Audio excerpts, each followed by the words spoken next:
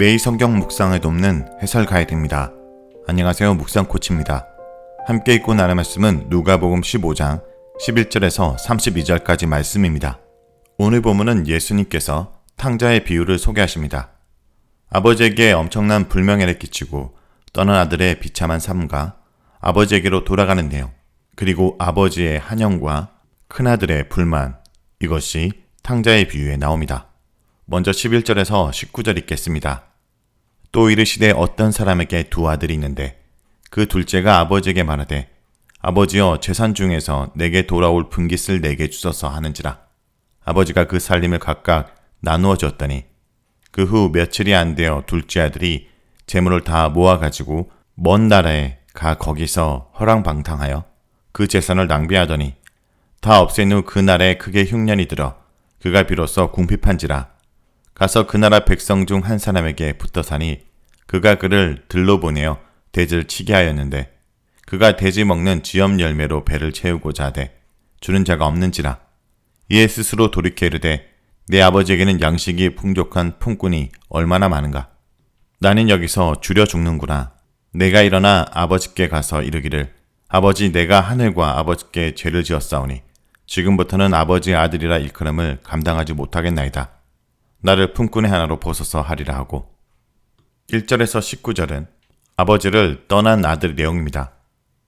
예수님께서는 또 하나의 비유를 소개하시는데 이 비유 속에는 한 아버지와 두 아들이 등장합니다. 이 비유 역시 예수님께서 세리와 죄인들과 교제하시는 것을 비판하는 서기관들과 바리새인들에 대응하기 위한 것입니다.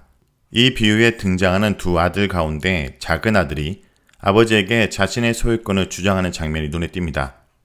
재산의 실제 소유자인 아버지가 살아있는 동안 그의 재산을 자식이 요구하는 것은 결혼이라든지 다른 지역으로 이주와 같은 극히 예외적인 경우 말고는 비상식적이고 무례한 일로 여겼습니다. 둘째 아들의 이 같은 권리주장은 당대 팔레스타인 문화권에서는 아버지 입장에서 상당히 수치스러운 일이었고 가족에게 불명예를 안기는 처사였습니다. 이런 비상식적인 요구에도 불구하고 아버지는 아무 말 없이 자식에게 각각 유산을 분배해 줍니다. 이 비유 뒤에 가서 큰아들은 자신의 실제 소유권을 행사하지 않은 것으로 등장하기 때문에 아마도 각각 유산을 분배했다는 표현은 큰아들의 경우에는 그의 분깃만 정해놓고 실제 소유권은 아직 넘기지 않은 것으로 이해할 수 있습니다. 작은 아들은 유산 분배가 이루어진 직후 며칠 지나지 않아서 다른 나라로 떠났습니다. 아마도 아버지의 유산을 현금으로 바로 바꾸는 데 시간이 필요했을 것이고 여기에 소요된 시간이 며칠 걸린 것으로 알 수 있습니다. 그렇다면 작은 아들은 다른 나라로 떠나기 위해 최소한의 시간만 아버지 집에 머물렀다고 볼 수 있습니다. 이렇게 정리해서 떠난 아들은 먼 나라로 떠나서 그곳에서 방탕하게 살며 유산을 다 합의하고 맙니다. 이 비유에 등장하는 작은 아들의 모습은 이 단락이 위치해 있는 문맥 속에서 세리와 죄인들의 모습과 매우 유사합니다. 이것이 예수님이 이 비유에서 의도한 바였을 것입니다. 먼 나라로 떠나서 그곳에서 방탕하게 산 작은 아들은 아버지에게 받은 유산을 다 탕진하고 맙니다. 엎친 데 덧친 격으로 그날의 심한 흉년까지 닥칩니다. 아들은 비로소 자신이 빈털털이라는 것을 느끼기 시작합니다. 모든 것을 탕진한 아들은 그 나라에 있는 사람의 품꾼으로 전락합니다. 이는 자신의 나라에 있는 아버지의 풍요로운 모습과 대조를 이루게 됩니다. 이 비유에 등장하는 작은 아들의 비참한 모습은 그가 이방인의 품꾼이 되었다는 것에 머무르지 않습니다. 그는 이방인의 대제를 치는 사람이 되었습니다. 이 비유에서 작은 아들의 비참함을 설명하기 위해 돼지가 등장하는 것은 우연이 아닙니다. 작은 아들의 비참한 모습은 이방인의 품꾼으로 전락한 것에 머물지 않고 이제 부정한 짐승으로 간주되었던 돼지를 치는 자의 모습으로 묘사됩니다. 이러한 비참한 묘사는 16절에서 절정을 달합니다. 작은 아들은 자신의 배를 채우기 위해 지엄나무 열매를 먹는데 본문은 이것이 돼지의 식사로 제공되었다고 언급하고 있습니다. 심한 흉년이 들어 먹을 것이 없는 상황에서 돼지의 먹이를 먹는 모습은 아버지를 떠난 아들의 비참함을 적절히 드러내줍니다. 작은 아들은 궁핍하고 처참한 상황 속에서 비로소 정신을 차리게 됩니다. 그러고는 자신의 비참한 현실과 고향집에 있는 아버지의 품꾼들의 처지를 비교하기 이릅니다. 아버지의 집에서 일하는 일용직 품꾼도 먹을 것이 풍성한데 이방인의 대제를 치는 자신은 그나마도 먹을 것이 없어서 굶주려 죽을 위험에 처해 있는 것입니다. 작은 아들은 자신의 비참한 현실 속에서 비로소 제정신이 듭니다. 작은 아들의 독백은 그가 자신의 잘못을 뉘우치기 시작했다는 사실을 보여줍니다. 작은 아들은 자신의 행동이 하나님과 자신의 아버지에 대한 명백한 죄임을 타국에서 깨닫게 됩니다. 그리고 그는 더 이상 자신이 아버지의 아들이라고 불릴 만한 자격이 없음을 고백하게 됩니다. 이러한 작은 아들의 태도는 누가복음 18장 9절에서 14절에 등장하는 세리의 모습과도 유사합니다. 그곳에서 세리는 하늘을 우러러보지 못하고 가슴을 치면서 자신이 죄인임을 고백합니다. 다음은 20절에서 24절 읽겠습니다. 이에 일어나서 아버지께로 돌아가니라. 아직도 거리가 먼데 아버지가 그를 보고 측은히 여겨 달려가 목을 안고 입을 맞추니 아들이 이르되 아버지 내가 하늘과 아버지께 죄를 지었사오니 지금부터는 아버지의 아들이라 일컬음을 감당하지 못하겠나이다나. 아버지는 종들에게 이르되 제일 좋은 옷을 내어다가 입히고 손에 가락지를 끼우고 발에 신을 신겨라. 그리고 살찐 송아지를 끌어다가 잡아라. 우리가 먹고 즐기자. 이 내 아들은 죽었다가 다시 살아났으며 내가 잃었다가 다시 얻었노라 하니 그들이 즐거워하더라. 20절에서 24절은 돌아온 아들을 반기는 아버지에 대한 내용입니다. 18절에서 19절에 아들의 독백은 실행에 옮겨집니다. 그런데 20절에서 주목을 끄는 것은 아버지의 반응입니다. 아들이 멀리서 오고 있는데 아버지는 그가 자신의 아들인지 즉각적으로 알아차립니다. 그리고 그의 마음속에 연민이 가득 차게 됩니다. 아버지는 아들에게 달려가 목을 끌어안고 격하게 입을 맞춥니다. 우리는 이 단락에서 아버지가 아들에게 어떤 회개 여부를 확인하기 전에 아들을 전격적으로 받아들이고 있음을 볼 수 있습니다. 아버지의 격한 환영 이후에 작은 아들은 자신이 먼 타국에서 생각했던 내용을 아버지에게 얘기합니다. 본문에서 주목할 것은 아버지의 환영이 아들의 공식적인 회개보다 앞서 있다는 것입니다. 아버지는 아들의 지위를 회복하기 위해 명령합니다. 빨리 최고의 옷을 가져다가 그에게 입혀라. 그리고 그의 손가락에 반지를 끼워라. 그리고 그의 발에 샌들을 신겨라. 22절에 등장하는 일련의 명령형 동사들은 아들이 아버지에게서 받고 있는 대우를 극적으로 묘사합니다. 돼지를 치며 살았고 쥐엄나무 열매를 먹고 살던 작은 아들은 아버지의 집에 돌아와 완전히 다른 대우를 받게 됩니다. 이것이 이 묘사들이 보여주고 있는 핵심 내용입니다. 그에게 샌들을 신겨주라고 아버지가 종들에게 명령했다라는 것은 그가 아버지에게 맨발로 왔다는 것을 시사합니다. 아버지는 여기서 멈추지 않고 살찐 송아지를 잡으라고 종들에게 명령합니다. 24절은 이 즐거움의 이유를 조금 더 명시적으로 제시합니다. 아버지에게 작은 아들은 이미 죽었었고 이미 잃어버렸던 자입니다. 그런데 그 아들이 다시 살아난 것이고 다시 발견된 것입니다. 그래서 아버지에게는 기쁨이 있습니다. 기쁨의 이유는 앞서 등장하는 두 개의 비유와 일맥상통합니다. 잃었다가 다시 얻는 것에 대한 큰 기쁨입니다. 이 비유에 등장하는 작은 아들에 대한 묘사는 이 비유의 문맥 속에서 세리와 죄인들에게 적용되었을 때 매우 잘 어울린 것입니다. 이러한 이유 때문에 바리새인들과 서기관들의 불평은 예수님 안에서 임한 하나님 나라의 관점에서 설 자리를 잇고 맙니다. 다음은 25절에서 30절 읽겠습니다. 맏아들은 밭에 있다가 돌아와 집에 가까이 왔을 때 풍악과 춤추는 소리를 듣고 한 종을 불러 이 무슨 일인가 물은데 대답하되 당신의 동생이 돌아왔음에 당신의 아버지가 건강한 그를 다시 맞아들이게 됨으로 인하여 살찐 송아지를 잡았나이다 하니 그가 노하여 들어가고자 하지 아니하거늘 아버지가 나와서 권한대 아버지께 대답하여 이르되 내가 여러 해 아버지를 섬겨 명을 어김이 없거늘 내게는 염소 새끼라도 주어 나와 내 벗으로 즐기게 하신 일이 없더니 아버지의 살림을 창녀들과 함께 삼켜버린 이 아들이 돌아오매 이를 위하여 살찐 송아지를 잡으셨나이다. 25절에서 30절은 큰아들의 반발입니다.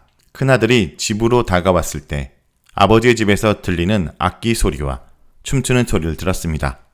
아버지와 작은 아들의 재해가 이루어지는 장면에서 큰아들은 밭에 있었던 것입니다. 이것은 분명히 작은 아들의 방탕함과 대조를 이루는 표현입니다. 큰아들은 작은 아들이 방탕한 삶을 살아가고 있는 동안에 아버지의 기업에서 열심히 노력하고 있었습니다. 큰아들의 성실한 삶의 모습은 29절에서 큰아들의 불평 속에서도 등장합니다. 여느 때와 마찬가지로 밭에서 일을 마치고 집으로 돌아오고 있는데 집에서 예기치 못한 악기 소리와 춤추는 자들의 소리가 들렸습니다. 이러한 모습은 혼인잔치나 큰 경사에나 어울릴 만한 모습이었습니다. 이 비유에서 큰아들은 이와 같이 성대한 잔치를 벌일 만한 상황을 알아차리지 못했습니다. 자신의 동생이 돌아와서 잔치가 벌어지고 있다는 것을 상상할 수도 없었습니다. 큰아들은 이 상황이 어리둥절한 상황임에 틀림이 없었습니다. 상황을 정확하게 인식하지 못한 큰아들은 한 종을 불러 이런 일이 벌어진 이유에 대해 질문합니다. 27절에 한 종이 등장하는 것은 지금 벌어지고 있는 상황에 대한 객관적인 보도를 들려주기 위한 것입니다. 종은 잔치가 벌어진 이유를 둘째 아들이 회개했기 때문이 아니라 그가 건강하게 아버지께로 돌아왔기 때문이라고 말해줍니다. 물론 우리는 작은 아들이 회개하지 않았다고 생각할 수는 없습니다. 우리는 이미 이 비유의 서사 속에서 작은 아들의 회개를 분명히 18절과 19절에 그리고 21절에 목격합니다. 살찐 소를 잡는 것은 팔레스타인 문화에서 매우 경사스러운 일이 있었을 때 행해지는 축제의 이미지와 매우 잘 부합합니다.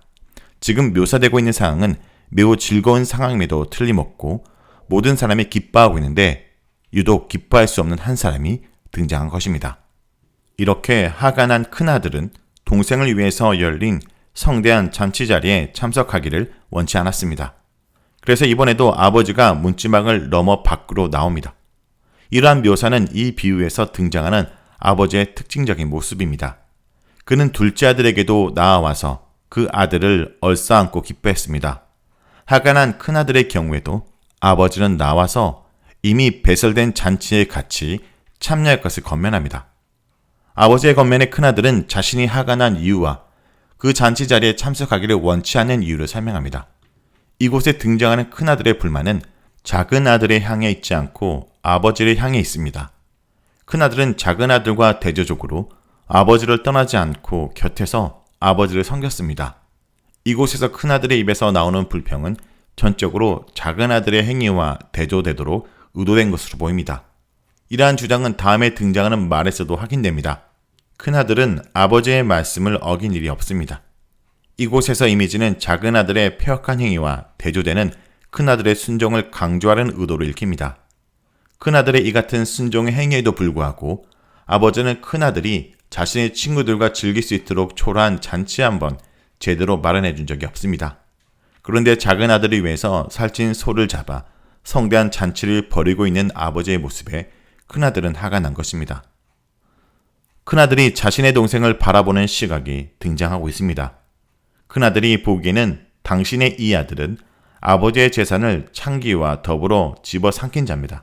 그는 먼 나라에서 아버지의 재산을 허황방탕하게 낭비했던 것입니다. 그러한 작은 아들에 대한 아버지의 태도가 큰아들은 영 못마땅합니다. 이러한 누가복음에서 묘사는 이 비유가 시작되었던 근본적인 동기, 즉 세리와 죄인들과 예수님이 함께 먹고 교제하는 것에 대한 서기관들과 바리새인들의 불만이라는 관점에서 읽으면 그 의미가 명확해집니다. 아버지가 방탕한 작은 아들을 받아들인 것에 대한 불만은 예수님께서 세리와 죄인들을 용납하는 것에 대한 불만과 대비됩니다. 31절에서 32절 읽겠습니다. 아버지가 이르되 너는 항상 나와 함께 있으니 내 것이 다 내 것이로되 이 내 동생은 죽었다가 살아났으며 내가 잃었다가 얻었기로 우리가 즐거워하고 기뻐하는 것이 마땅하다 하니라. 31절에서 32절은 아버지가 잔치를 벌인 이유입니다. 큰아들의 불만에 대해 아버지는 근본적으로 이의를 제기하진 않습니다. 이 말은 부분적으로 큰아들의 아버지에 대한 평가가 적절함을 뜻하고 있습니다. 작은 아들은 분명히 아버지가 살아계신 동안 재산의 처분권을 요구했고 그것을 허황방탕하게 창기와 더불어 허비했습니다. 이것은 비유가 보여주고 있는 대로 하늘과 아버지께 죄를 범한 사건입니다. 이 비유의 내용은 세리와 죄인들에게 적용하면 그들은 분명히 율법에 불순종함으로써 하나님 앞에 패역을 행한 사람들이 맞습니다. 그런데 큰아들의 불만에 대한 아버지의 논의의 초점은 다른 곳을 향합니다.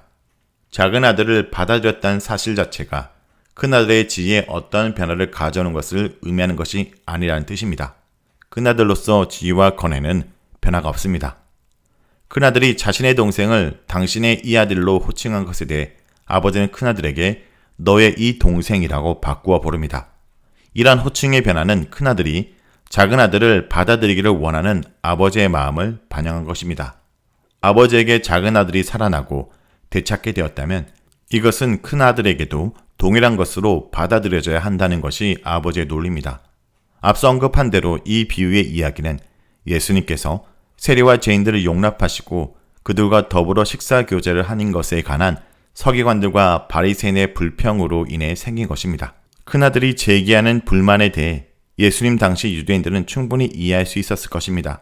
그럼에도 이 비유를 통해 예수님의 가르침은 자신 안에 도래한 하나님 나라는 이러한 자격 없는 자들도 하나님의 은혜로 받아들인다는 것입니다.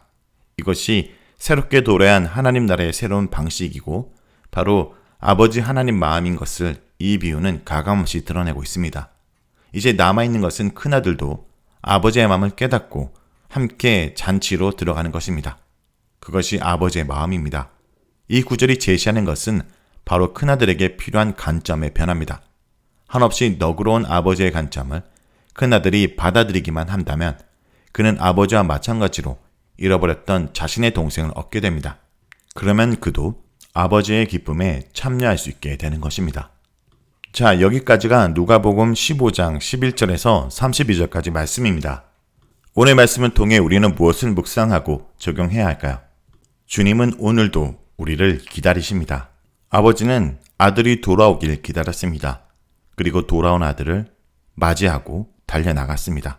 그리고 아버지는 자신의 베푼 잔치를 거절한 큰아들을 맞이하려고 또 문지망을 넘었습니다. 큰아들이 아버지가 베풀어진 잔치에 참여하지 않고 친히 손님을 맞이하지 않는 것으로만 아버지는 이미 큰 수치를 당했는데 아들을 설득하러 문 앞에 나가면서 다시 한번 수치를 자청합니다. 그는 아들을 크게 꾸짖고 벌하는 대신에 간곡하게 설득합니다.